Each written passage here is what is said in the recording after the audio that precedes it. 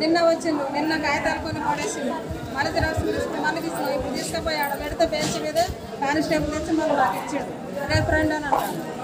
గంటగా మా కామర్స్ కాగితాలు పడుతున్నాం, మళ్ళీ వేసుకున్నాం చేతులు పట్టుకోవాలి. ఇస్తలేము అని అంటే ఇప్పుడు ఏం రేపు ఇస్తాం, రేపు రండి అంటారు. పట్టా కాగితాలు పట్టా పట్టుకొని రమ్మంటాడు, ఆధార్ కార్డు పట్టుకొని రమ్మంటాడు.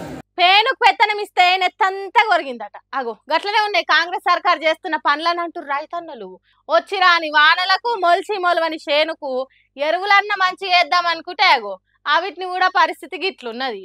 పస్తులు, పడిగాపులు, ఎదురు చూపులు, ఎప్పుడొస్తాయి యూరియా సంచులని నడుడే అవుతున్నదట. గుంపులు గుంపులుగా కూర్చున్న గుర్జ గింజంత యూరియా దొరకలేదట. రైతులు తీసుకుపోయిన ఆధార్ కార్డు, రేషన్ కార్డు జిరాక్సులు షిత్తు కాయిదాల తిరగదీసి వారేస్తున్నారట. ఓ దిక్కు పంట ఎండిపోతున్నది, ఇంకో దిక్కు చేను చెలకల పండ్లు ఉన్నాయి. వాటిని వదిలిపెట్టుకొని యూరియా కోసం వచ్చుడు రైతులకు చాలా నష్టమేనట. అందుకే ఏంది కాంగ్రెస్ గవర్నమెంట్ అని కోపం చేస్తున్నారు జనాలు. భద్రాద్రి కొత్తగూడెం జిల్లా ఇల్లందు ఏజెన్సీ ఏరియాల యూరియా కోసం పడుతున్న కష్టాలు ఇవి.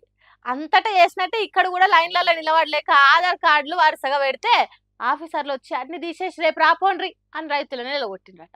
అరే ఇదేందయ్యా, ఓ దిక్కు సీఎం రేవంత్ రెడ్డి ఏమో రైతు రాజ్యం అని చెప్తుంటే ఆఫీసర్లు గిట్లా చేస్తున్నారు.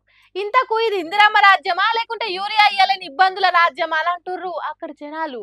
ఇట్లాంటి యూరియా కష్టాలు ఒక్క కొత్తగూడెంలోనే కాదు, తెలంగాణ మొత్తంలో ఉన్నది. మరెందుకు ఈ రైతు రాజ్యం సర్కార్ అని చెప్పుకునే కాంగ్రెస్ సర్కారు రైతులనే గోస పెట్టుకుంటున్నదో ఏమో పోన్రి.